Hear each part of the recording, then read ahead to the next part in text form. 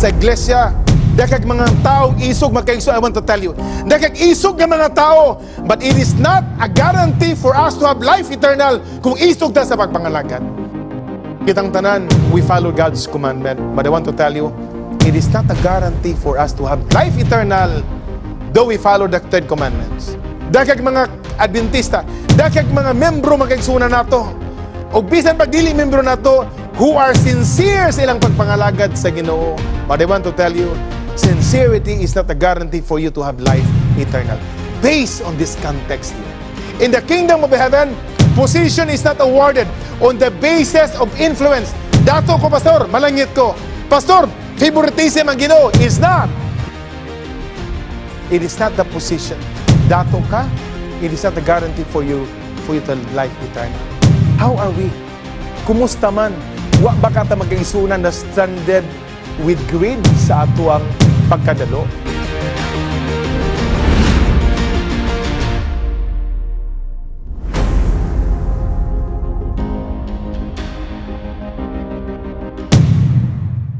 Kung atong tanaw ng atong situations karon nga daghan ang mga katawhan nga daw na stranded.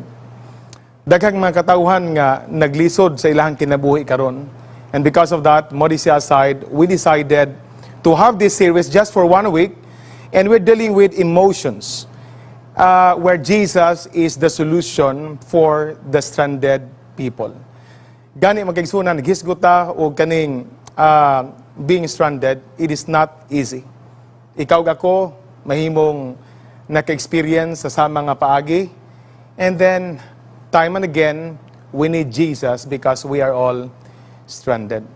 Adunay usa ka tao, usa ka batan-on nga ganahan gyud siya nga magsaka og bukid bisag naginusara. One day, he decided nga gusto siya mosaka mga kaigsunan sa bukid alone.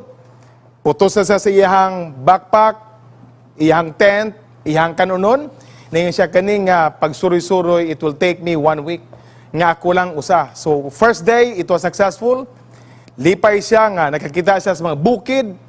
Second day, gikapoy siya magkaigsunan, pero nalipay siya kay gi-appreciate niya ang creation sa Ginoo. Pag ganindot kayo, pag alas 5 sa hapon, nipahulay siya, tanaw siya sa dakong kahoy, ingon siya nga, pastilano, ang ilalom, pirtig yung lauma nga pangpang.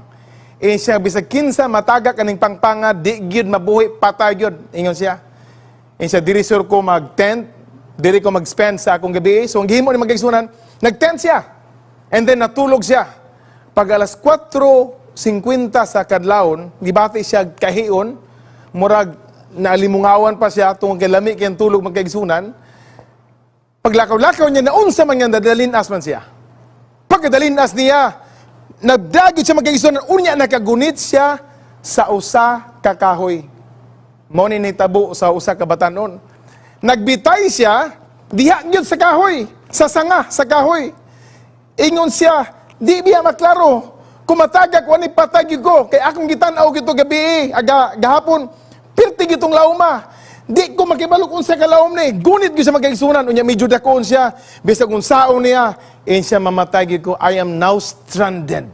Di ko kung wa gyud muluwas nako mamatay gyud ko nini. Busa, ang gihimo niya, siya tingalig na yung tao naglakaw-lakaw, and he started to shout. Siya nga, mamatay na gyud ko, tabangin ko ninyo. Nagbitay ko diri sa sanga, nanginhanglan ko sa iyong tabang, kaya na-stranded na ko. Pag makabuhi ko ani patay, kung way mo tabang, patay gyud ko.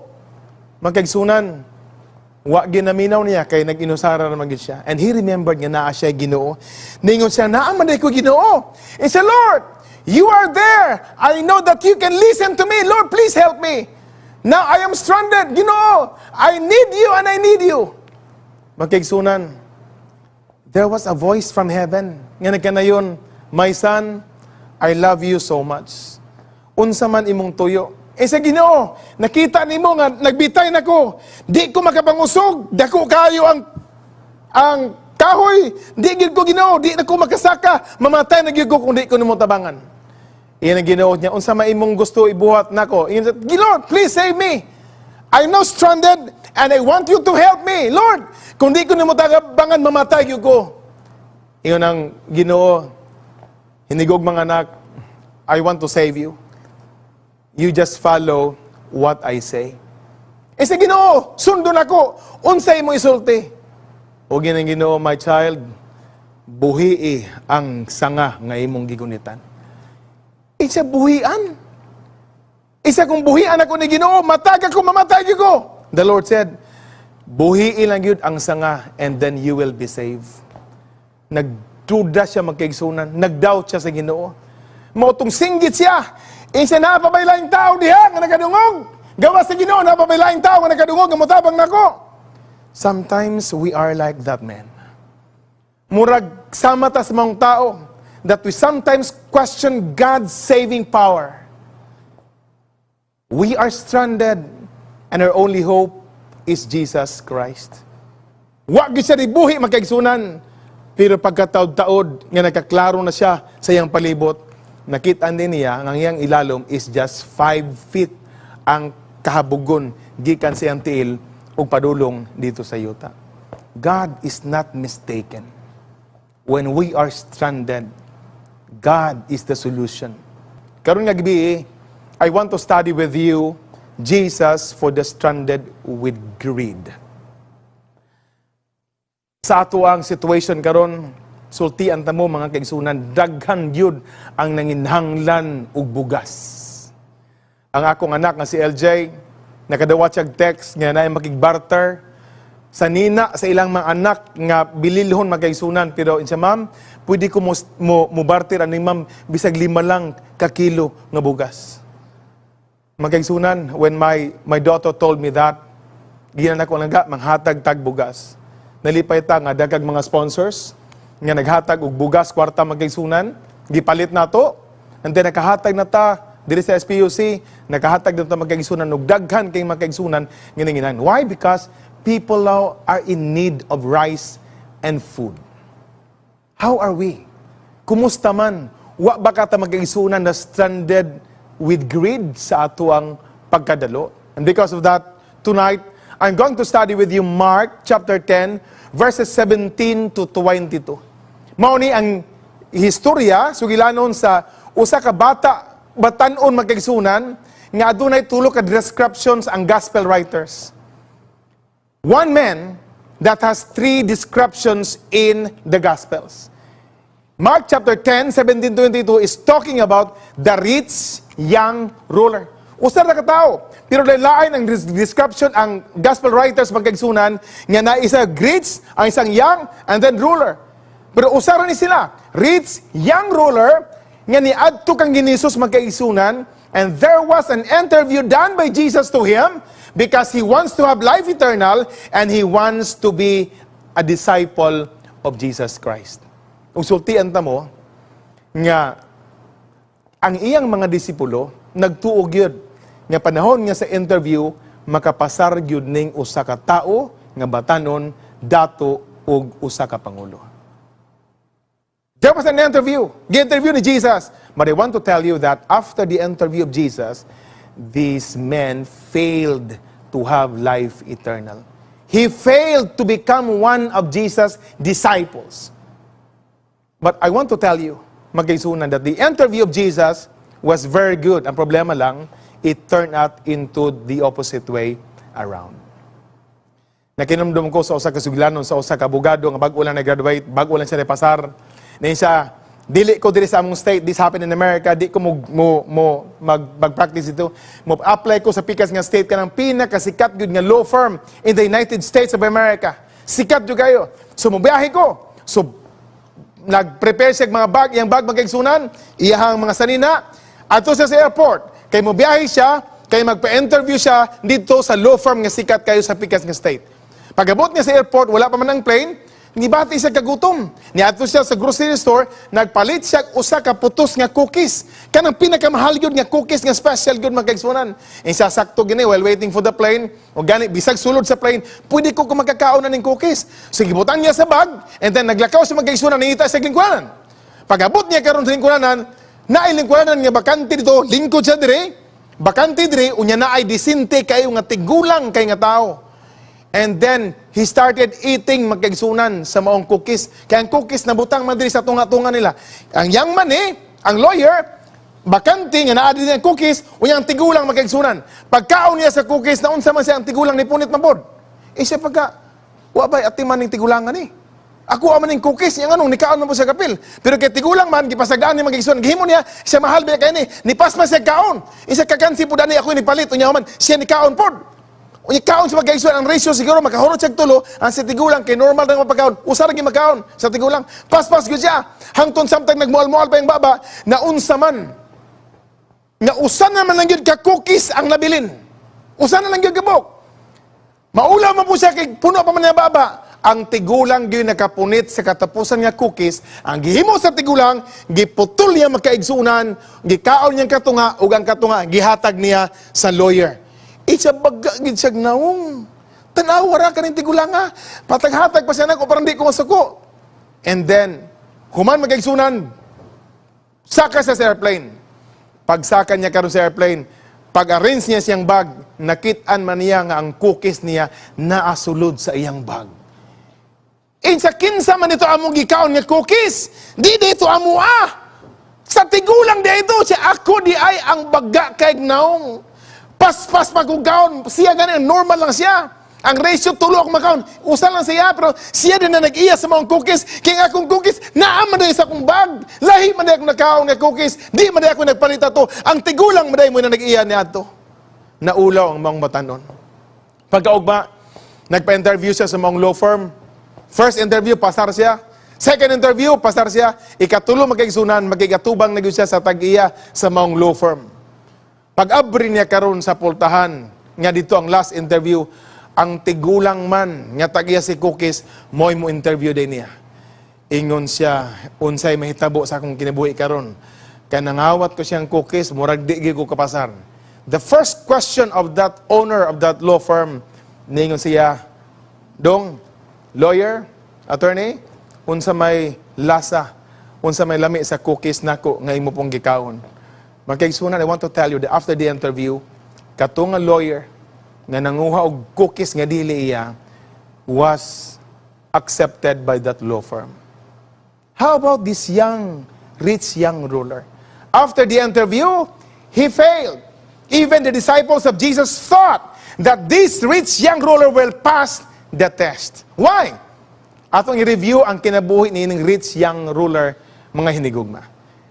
Tanawa, in verse 17 of chapter 10, and when he was gone forth into the way, there come one running. This rich young ruler was running towards Jesus. Nigdagan gid siya magkaigsunan diha sa Jericho. He was running towards Jesus. And I want to tell you, nga kaning mga dato nga mga tao, di gyud kay nimo dagan. Because they need somebody to run for them. Kuatong pan, kuatong sanina, kuatong mo ning ginahimo sa mga dato. Pero kani magkaigsunan nga tao, wa gyud.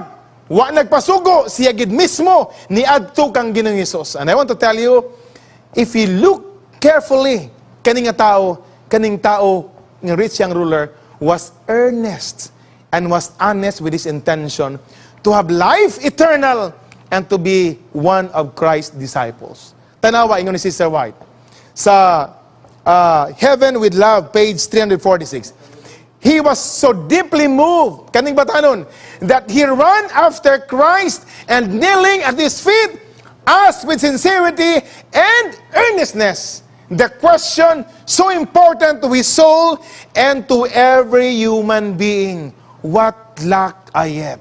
Lord, what shall I do to have life eternal? I want to tell you that this man is honest and earnest what his intention to have life eternal.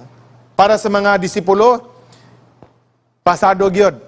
But I want to tell you that if you are honest, if you think that you are honest, it is not a guarantee for you to have life eternal based on this context here. Naitao nga sincere, naitao nga earnest, tinud-anay gyud, naitao nga honest ang intention, but he failed after the interview of Jesus. Dili ikapanganti na ito magkaigsunan nga, Pastor, I am honest and I have life eternal. No, based on this context here.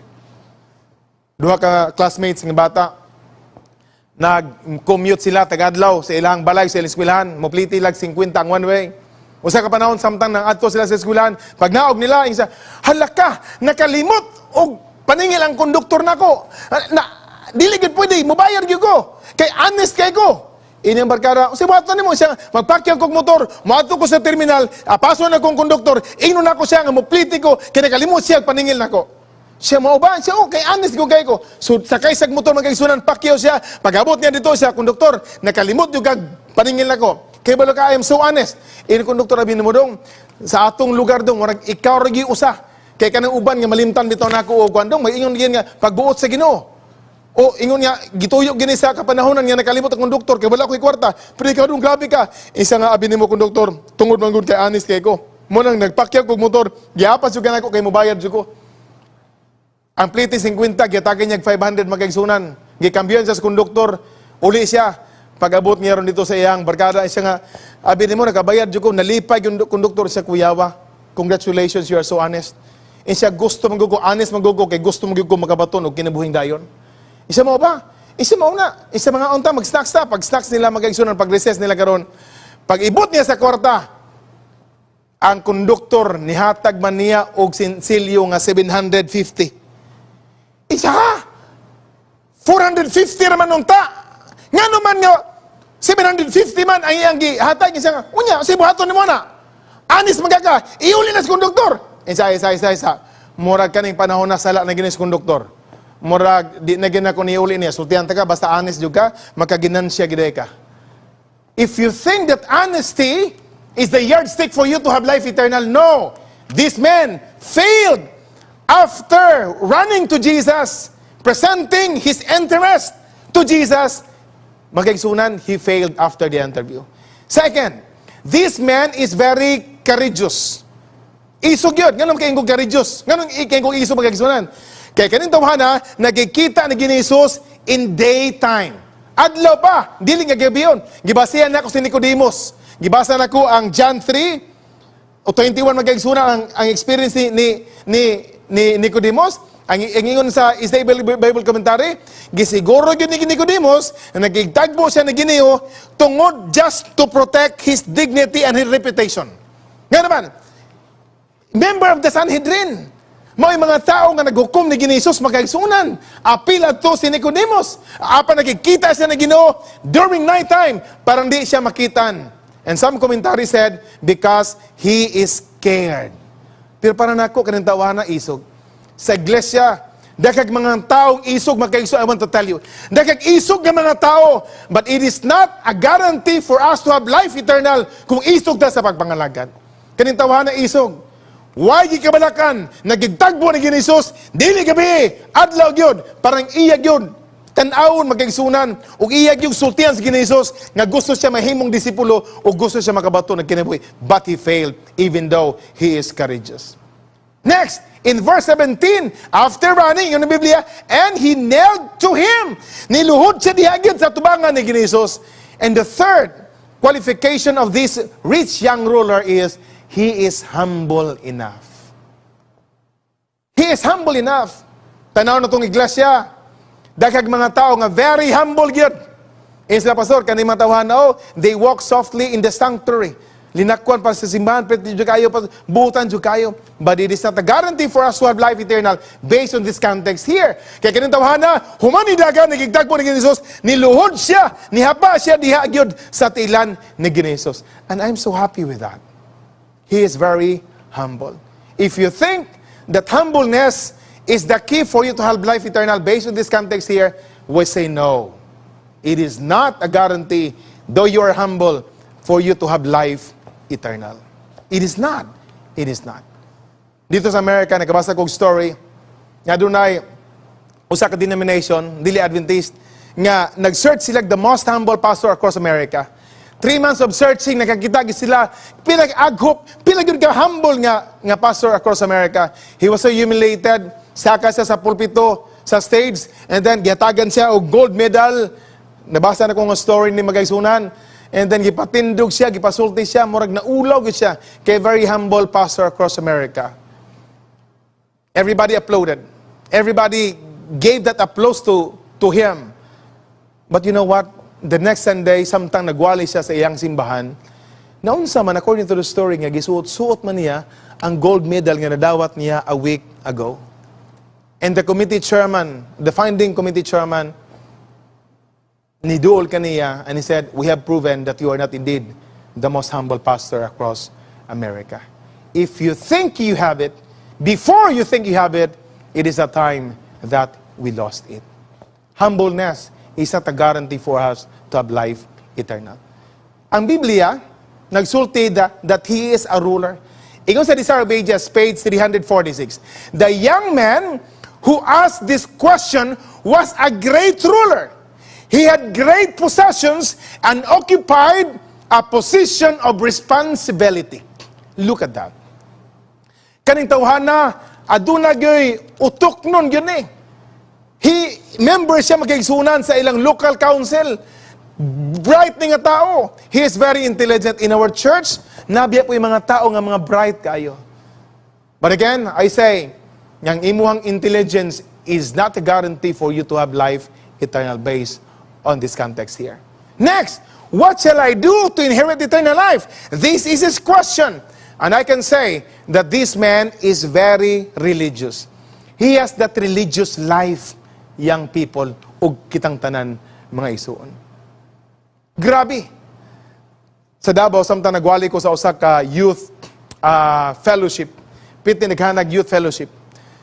Wali ko, human nagwali sa Divine, kanibitang, siyempre nagkagmang lamano, Pastor, thank you for the message. And I said, praise the Lord, anak, ako paraygon mo ko sa mga bata noon. Praise the Lord, thank you. Humanay ko pa naman nung nainiduol na akong lalaki, nga bata noon, ako kaila. Insa, Pastor, pwede tayo mag-istorya? Ikoy. Insa, Pastor, salamat minsay. Giniginahan ko sa imong minsay. Ikoy, praise the Lord. Pero, usay ato, insa, Pastor, na ako'y pangutanan ni mo. O kaning nga pangutanan, gusto gina ako ipatubag ni mo, Pastor. Bright man siguro ka, gina ko niya. Bright man siguro ka. Kay youth director man ka. Mura mag-ilado na ka diri sa mga youth god, pero tanaw na ko kung maka-answer makatubag baka sa akong pangutana. Mura kung medyo, ikaw, saan man yung patanaw na? Karoon ba kung kikita ng patanaw na? Insa nga, sino kung kita na, Pastor? Mga fellowship, pero karoon pa yun ko nakadir pangutana ni mo. Ikaw sa man? Insa nga, tanawan yung pangutana, gusto na ko magtubag yun ka, Pastor. Mura kung nahagit, magkagisuan ko, sige, kung sa'yo pangutana ni mo. Kadang tinarong nga siya, tinarong lagi, Pastor. Kaya ikaw ba? Gusto na ko magtubag ka. Tanang pastor dapat makatubag ka na eh. Kung unsa gani nga pangutana? Eh siya, Pastor, ready na ka? Kung ready na ko. Unsa ba yung pangutana? Eh siya, Pastor, unsa may meaning sa SDA? Kung pag sure na, SDA ka sa yun, Seventh-day Adventist. And siya, you are partially correct. Eh kung, why partially correct? Nga naman, unsa may meaning sa SDA? Eh siya, pamin na, Pastor, kayo director maka, isulti gini, bisag asa. Tugunon ta ka, Pastor, isulti gini ya. Kaning meaning sa SDA, Pastor, mao gini ang tinuod. Kung sa gani, isa Seventh-day Adventist, tinuod na, pero mao ni Pastor, bantayan eh. Gusto po na ko i-share mga gaisunan, iyang gisulti. Insa ka ng S, Pastor, mga tao na nga mo simba og S, Sabbath School. Kumaw ba? Kanang D, Pastor, mga tao na nga, di malate sa divine. Musimbag yung divine manang SD. Pastor, kanang A, Pastor, mga tao na nga mubalik yun sa AY. Isa tanawa, Pastor, youth director maga, mga simbahan. Karon sa COVID, warag okay no? Kay matanaw sila sa online sa South Philippines siguro kung iyang isulti na karon. Pero Pastor, tanaw ba? Gamay rin mabalik sa AY. I was so challenged. Mo na pag-abot na ko diri sa union magkaigsunan with Pastor Elmer Dulang, Pastor Jonifer Coligado, Pastor Teddy Baang, Pastor Nelo Seda, Pastor Harley Ibanez, Pastor Will Nimiado, and Pastor John Teves. We agreed nga maghimo gid magkaigsunan og AY program, uniform AY program for South Philippine Union Conference. Iduhana ka issues ang nahimo. Last year ug karon naa na pero wa na to nagamit because of COVID-19. Mo na posible ang nahimo na mo karon ato na gamiton next year puhon mga isuon. I was challenged by that young man. Isa, Pastor, tell them that the true Seventh-day Adventist ka naging musimbag Sabbath School. D, musimbag divine. A, musimbag og AY, Pastor. I want to tell you nga kaning tawhana, kaning rich young ruler, kung naa pa ni karon in our time, I know nga musimbag ginig Miyerkules. I know nga musimbag ginig Biyernes. Musimbag ginig Sabbath School. Musimbag ginig divine. Mubalik ginig sa AY magkaisunan og hantod sa sundown worship. Why?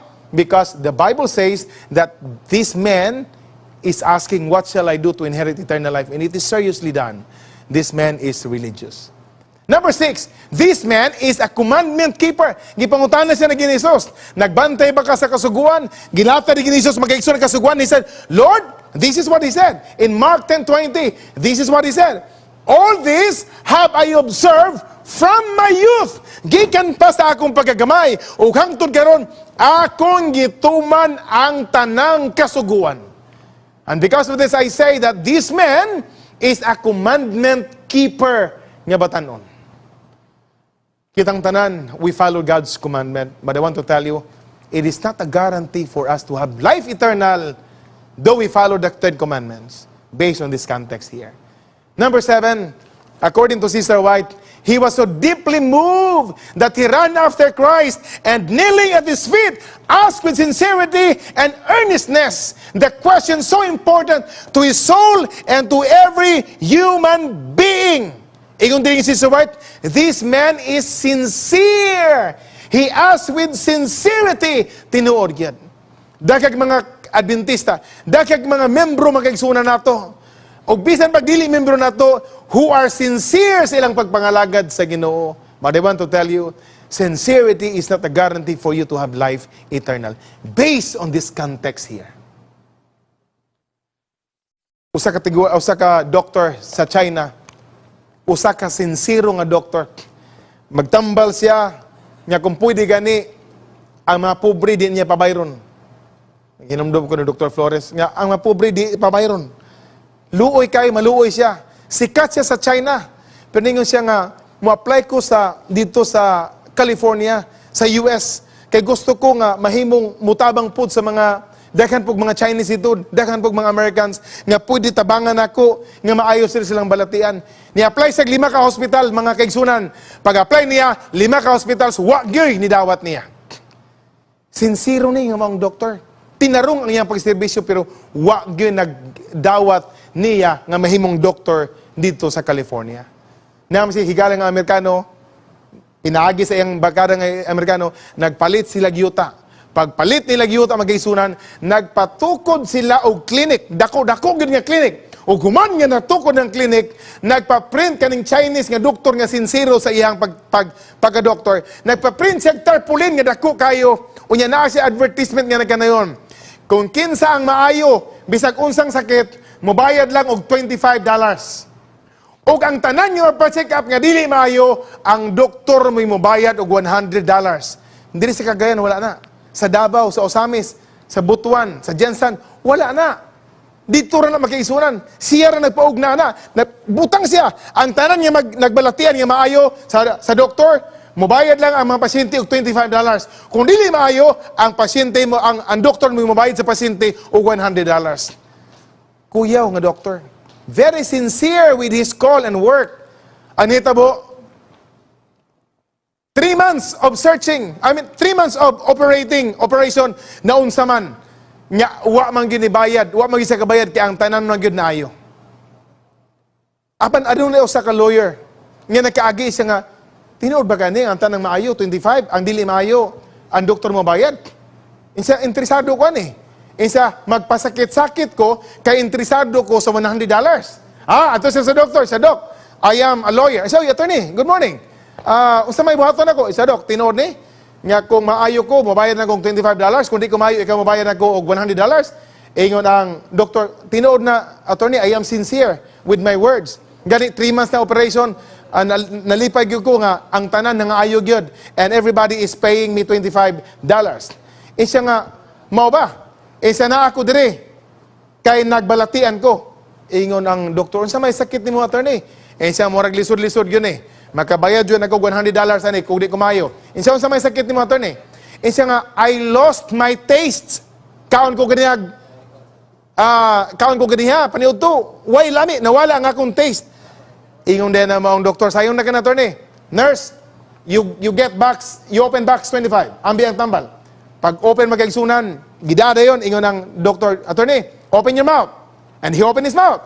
Attorney, ipakita ang imuhang dila.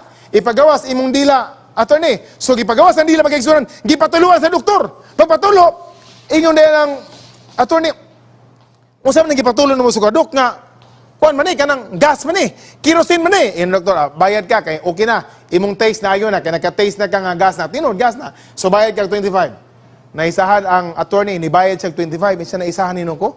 Siya dili maayo ni.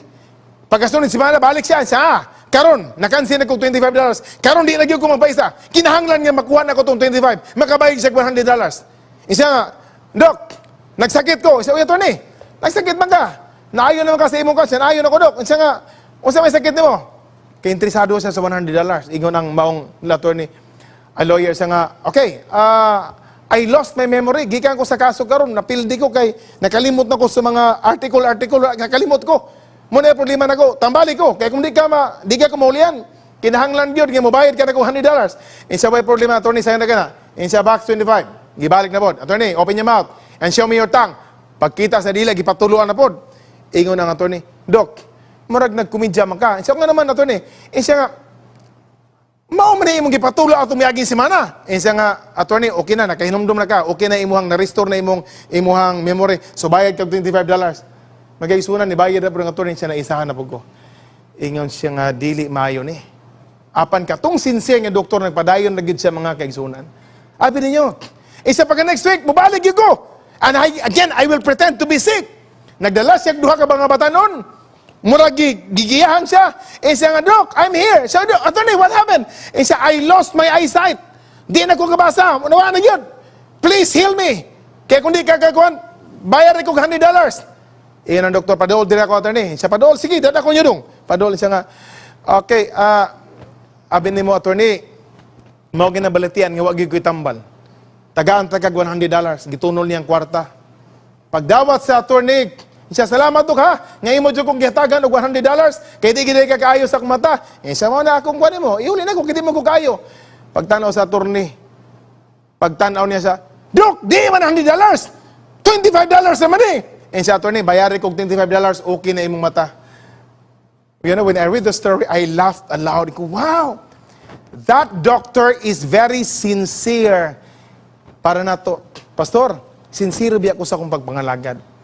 This rich young ruler is also sincere according to Sister White, but it is not a guarantee of your sincerity to have life eternal. Let's study the problem. Our topic tonight is stranded with greed. Daw na stranded ta sa atong pagkadalo. Let's tanaw na to. What lack I yet is the question. According to Desire Pages 519, Jesus looked into the face of this young man. As if reading his life and searching his character, Jesus loved him so much. What was lacking? Ang iya bang kabtangan kulang? Ang iya bang pagkadato kulang? Mga hinigugmang mga igsoon? I want to tell you, in the bigger picture, this is the problem of that rich young ruler. He lacked the love of God in the soul. Sa iyang kalag, nakulangan siya sa gugma diha sa iyang Ginoo. Tanawa, ang sige ni Sister Watt. Desire Pages 518. This rich young ruler had a high estimate of his own righteousness. Taas siya pananaw sa iyang pagkamatarong, personal nga pagkamatarong.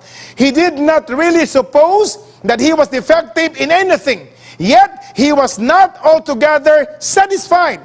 He felt the want of something that he did not possess. Na kaniyang kwarta, apan kulang kaniya, kay ang kinabuhi nga dayon wala kaniya. Mao na iyang gusto magkaigsunan. Bisan nagunahuna siya nga matarong siya sa iyang kaugalingon nga pag-estimate sa iyang pagkamatarong. But naapagikulang something that he did not possess, and that is life eternal. What else? According to Christ Object Lesson, page 397. Not the amount of labor performed or its visible result, but the spirit in which the work is done makes it of value with God. I highlight the word spirit. Unsay kulang magkaigsunan, but the spirit in which the work is done. Ang espiritu nga ang bulhaton magkaigsunan mahimo, makahatag yun magkaigsunan dako nga balor diha sa Ginoo. Take note of the word spirit. Atong taon i-connect na to. Dinig hapon sa Desire Pages.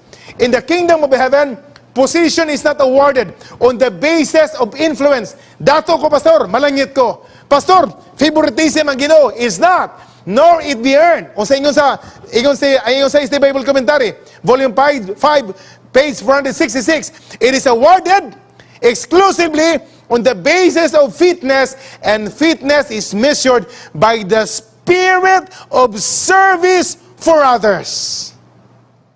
By the spirit of service for others. In verse 21 of chapter 10, Jesus said, one thing is lacking. You sell all you have and give it to the poor and come and follow me, and you will have life eternal. In verse 22, when he heard these words from the Lord, he went away sorrowful. Nagmagulanon siya. Kay gihigugma niya iyang kabtangan kaysa gihigugma niya iyang Diyos, pinagis pagserbisyo sa mga kabos. Iyon ang Ginoo ng verse 21. Sell everything you have and give it to the poor. Kaya naman, nag-pandemic karon, nag-COVID-19, daghang nanginahanglan og bugas, ihatag ang imong mahatag. Daghang kwarta, pero magkaisunan, usay ihod na to. Naon tatay hatag, pero tuyon ginato dito manghatag sa mga tao nga mga pobre. Ganiyang hapon lang magkaisunan, sabtang nagmeeting among care group sa balay ni Pastor Palomares. Dihami, naay babae day nga sig kaway-kaway. Unya nangita daw ni Pastor Palomares, giato ni Pastor Palomares. Ikaw kinsa man namanong, siya nga ambot kinsa nang bahana, pagabot dito balik kinsa nga namaligya in town siya og kanang mga gulay kay para ipalit niyag bugas kay luoy kayo. Magkaigsunan, namatay suking nga nagpadala, Sister Evelyn, Sister Nelly, Sister Nida, ug guban pa magkaigsunan sa balay karon diri sa SPUC nako daghan og bugas. Napay mga 25 kasako nga bugas magkaigsunan nga ipanghatag na sa mga kabos. Gihatagan ginako siya bugas ganiya. Babae man maglisod ng tagaan og 25 kilos, gihatagan na kog 10 kilos magaysunan. You know what? Murag nakahilak ang maong babae paghatag na ko sa bugas. Iya pag yung gihatag ang iyang carrots nga kanang bitong carrots nga murag di na bito fresh magaysunan basta nalagi siya mabaligya para nalagi siya mapalit og bugas. Siya nga, sir, imuha na ning carrots sir, ibaylo sa bugas. Ingono, ayo, ay baylo ang bugas, amo nang gihatag para nimo. Siya, salamat jud kay sir. Nilakaw ko magaysunan, nakita nako nga murag tungod siyang kalipay, murag nigtulo yung luha nga nakadawa sa bugas o gipalitan po sa gulay ni Pastor Palomares. It is awarded exclusively on the basis of fitness, and fitness is measured by the spirit of service for others. Give it to the poor. But he said, he went away sorrowful because he loved his wealth more than his love to his fellow human being. According to Mahatma Gandhi, he said, the best way to find yourself is to lose yourself in the service of others. I like this statement. The best way to find yourself is to lose yourself in the service of others. He went away sorrowful because he loved his wealth more than his love to God. This man is very greedy. He was stranded with greed. And that's why eternal life did not possible. He did not receive life eternal.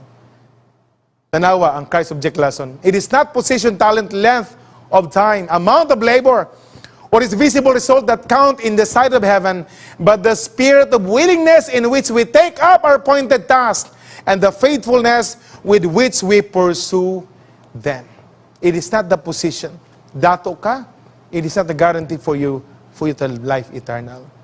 Christ read the ruler's heart, and only one thing he lacked, but that was a vital principle. He needed the love of God in the soul.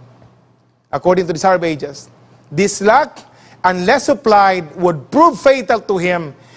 His whole nature would become corrupted by indulgence, selfishness, would strengthen, that he might receive the love of God. His supreme love of self must be surrendered. I just want to tell you that if we are stranded with greed tonight, what we need to do is to have Jesus in our lives. We need the supreme love of Jesus. And we must surrender ourselves to Him. Mga kaigsunan, it is our prayer here in the South Philippine Conference family. Nga ikaw, ako, mahimong kabahin sa pagtabang sa mga tao nga nang ginahanglan.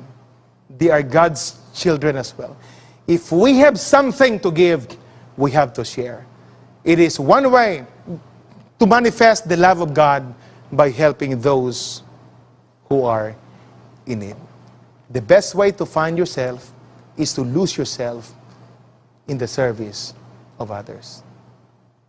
Are you stranded with greed? Are you stranded with greed?